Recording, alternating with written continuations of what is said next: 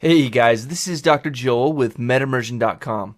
You are watching a flash flood review series video where I review the highest yield stuff for your board exams in as little time as possible. If you watch a lot of these videos and they're helpful for you, think about going over to MedImmersion.com and setting up an account. That's helpful for you because while you're logged in on your browser, the links on my videos will automatically skip these lengthy introductions on my videos and in a lot of cases on other people's videos as well. So that will speed you up in your studying by just skipping right to the important stuff of the lecture. Also, on my videos, you won't have to watch any YouTube advertisements in most cases. All right? Let's jump into it. We're going to talk about the G protein linked receptors today. All right, in this lecture, we are going to talk about the G protein linked receptors. And I'm going to start off with an introduction, then go into the structure and function. I'll talk about the two most important pathways that you have to know, and then give you a couple of mnemonics, and then a couple of knowledge challenge questions, and that'll be that. Let's get started. So I'm sure that you've talked about the G protein linked receptors in school. However, you might not have called them G protein linked receptors. They go by other names like G protein linked second messengers or G protein coupled receptors. That's a pretty common one. Even conversationally, a lot of people just say the G proteins. So I'm going to break down those words a little bit later and tell you what each part of it means and why we use those names to refer to these proteins. But first off, what does the G stand for? Why is it G protein? Well, the G stands for guanine. These are guanine nucleotide binding proteins, meaning that they bind guanine nucleotides, like, for example, guanosine triphosphate, or its slightly shorter little brother, guanosine diphosphate. These receptors are extremely important physiologically. We use them all over our body, and they do all kinds of different functions.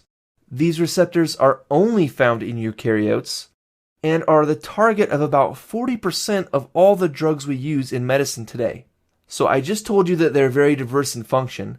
However, there's two main signal transduction pathways that you gotta know. You have to know them for your boards. And that is the cyclic AMP dependent pathway and the phosphatidyllinositol signal pathway. Okay? And I'll talk about those more in a little bit. First, let's jump into the structure and function of these things. It's pretty cool. So I told you that I was going to break down the names so that you can understand the concepts a little bit better. So first off, let's get started with what does the word G proteins mean? Well, the G proteins are a component of this receptor system.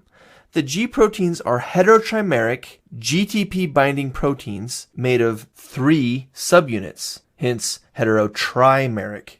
So first there's the alpha subunit, then the beta subunit, and then the gamma subunit. And you should also notice from my illustration here that the beta and gamma subunits are more tightly linked together than the two are to the alpha subunit. So actually the beta and the gamma stay connected where the alpha subunit separates itself in normal function. These G proteins live on the intracellular side of the cell membrane and are attached to or connected to the cell membrane itself by lipid anchors. So the next thing for us to talk about is to define what are the G protein coupled receptors. Well, these are receptors that live in the membrane, and in fact, they pass through the membrane 7 times, which is an important number. You might be tested on it. Alright, so these G protein coupled receptors interact with the G proteins and cause oftentimes a conformational change so that the alpha subunit of the G protein can accept different nucleotides. What about the term G protein linked second messengers? Well, that's another component of this system, which are cellular target proteins or enzymes that perform some kind of function when they interact with the G proteins that we've already talked about. Now, they are very diverse, but as I said in the beginning, there's two main pathways or two main targets that cause a pathway that you have to understand. And those two are the cyclic AMP-dependent pathway and the phosphatidyllinositol signal pathway, which I abbreviate here as IP3-DAG pathway. So right now you're probably thinking, Dr. Joel, I have no idea what you're talking about. Don't worry, I will show you the whole thing working, and we'll talk about the parts as we go. And I'm pretty sure that it'll make sense after we go through it. First, we have to set the stage a little bit. The G proteins, or more specifically the alpha subunit of the G proteins, is bound in its resting state to guanosine diphosphate, or GDP. In this state, the receptor is just sitting and waiting.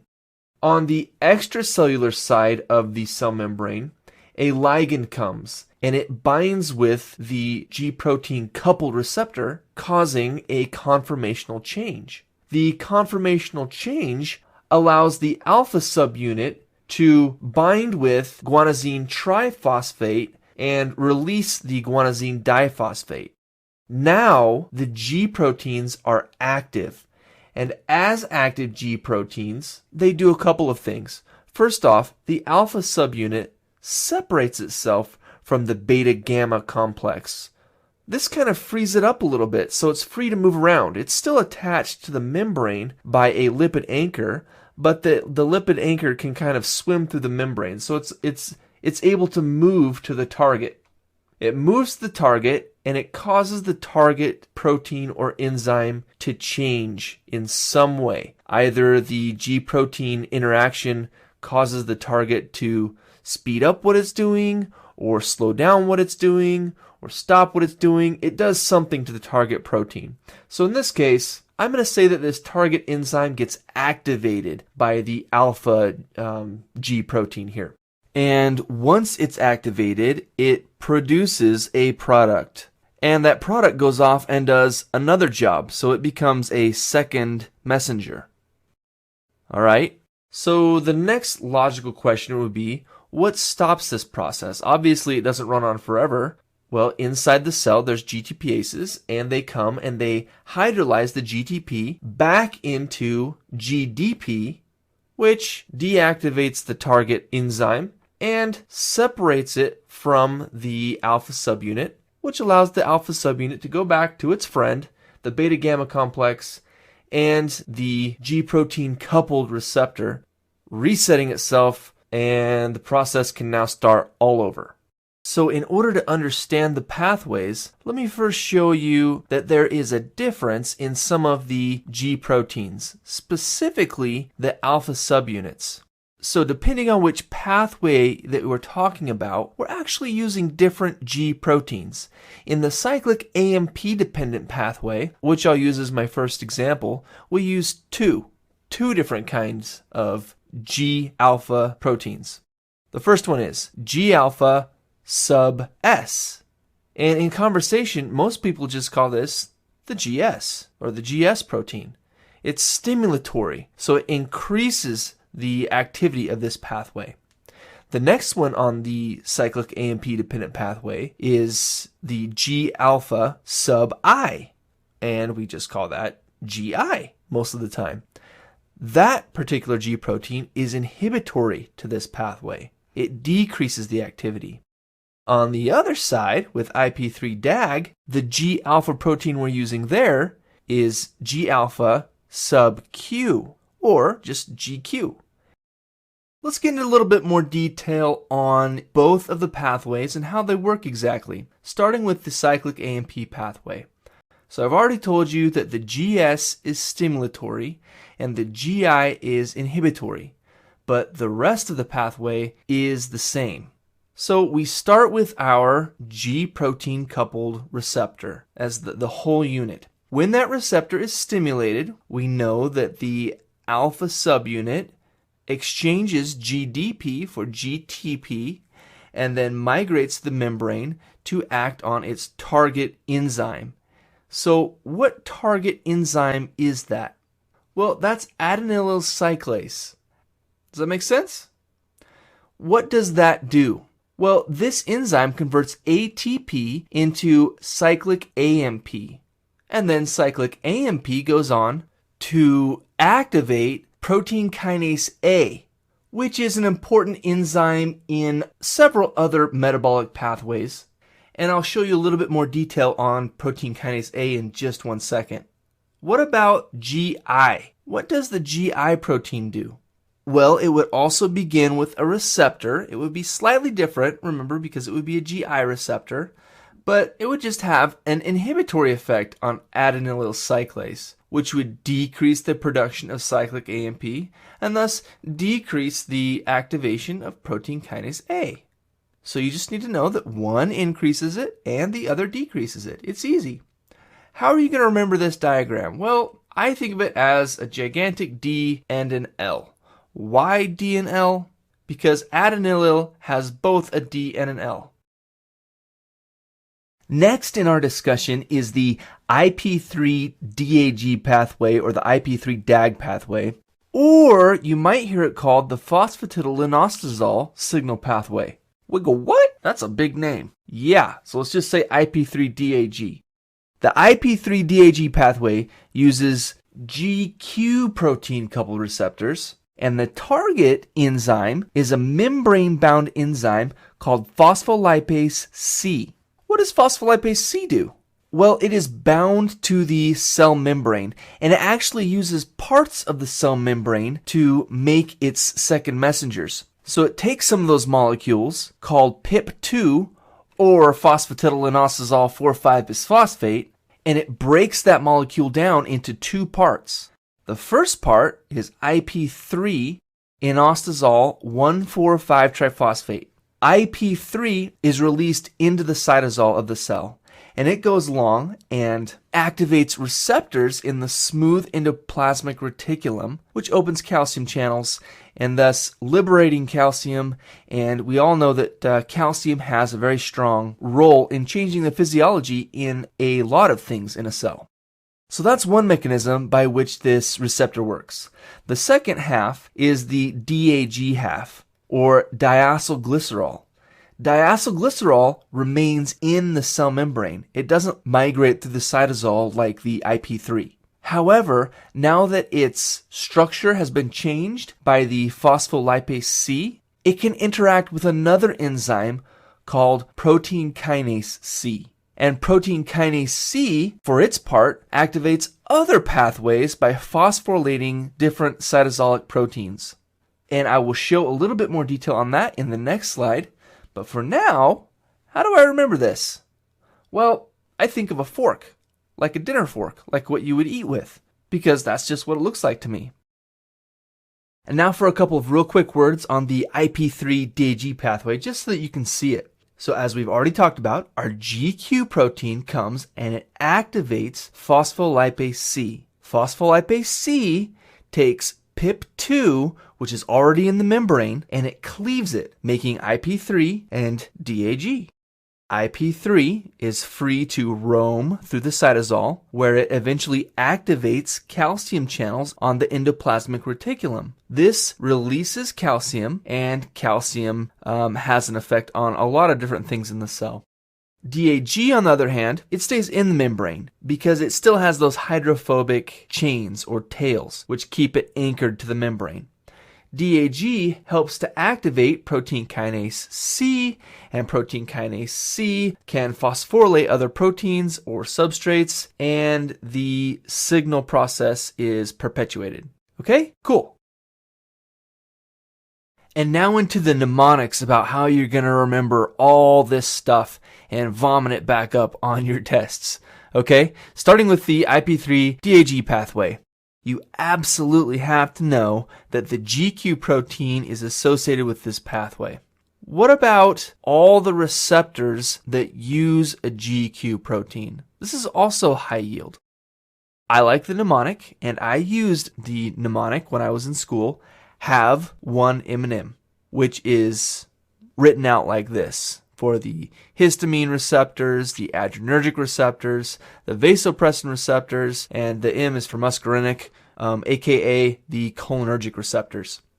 On the other side, The cyclic AMP2 G proteins, what are they?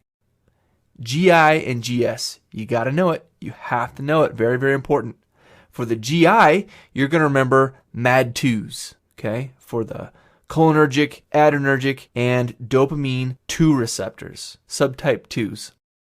For the GS, it's everything that's left over.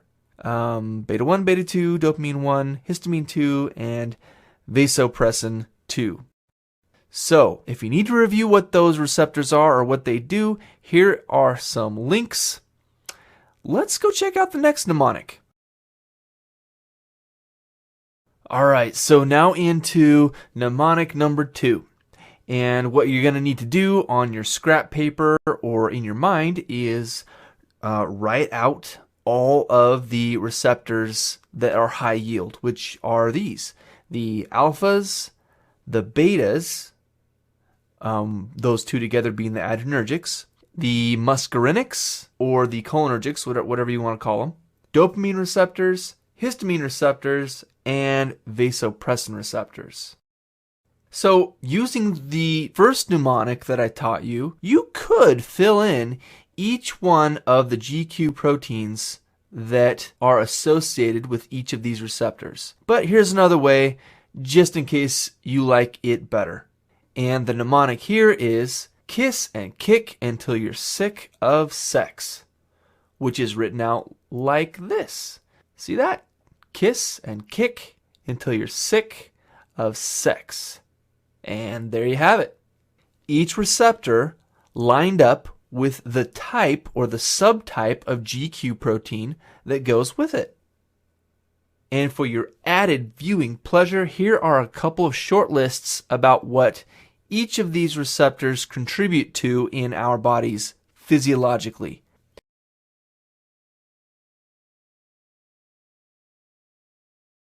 Okay, knowledge challenge number 1. A 16-year-old male presents to your emergency room. He's short of breath and wheezing. His mother's with him, and she's frantic. And she tells you that he recently lost his inhaler, but she can't remember what it was. However, because you are such an awesome medical student, you immediately identify this medical condition as asthma. And you realize that the inhaler was a beta 2 agonist used to cause bronchodilation. So, which G protein coupled receptor are we talking about? GS is the correct answer, so if that's what you picked, good job. Remember, you can write it out by either of the two mnemonics that we used. Knowledge challenge number 2. Which membrane-associated enzyme is the target of the GS protein? Well, that would be C, adenylyl cyclase. It also happens to be the associated enzyme with the GI protein, right? So what about protein kinase A? Well, protein kinase A is the final step in the cyclic AMP pathway. Any idea about protein kinase C?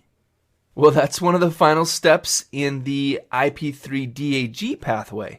How about phospholipase C? Phospholipase C is the target of the GQ protein, and it is a membrane-bound enzyme that cleaves PIP2 into IP3 and DAG. All right, good job.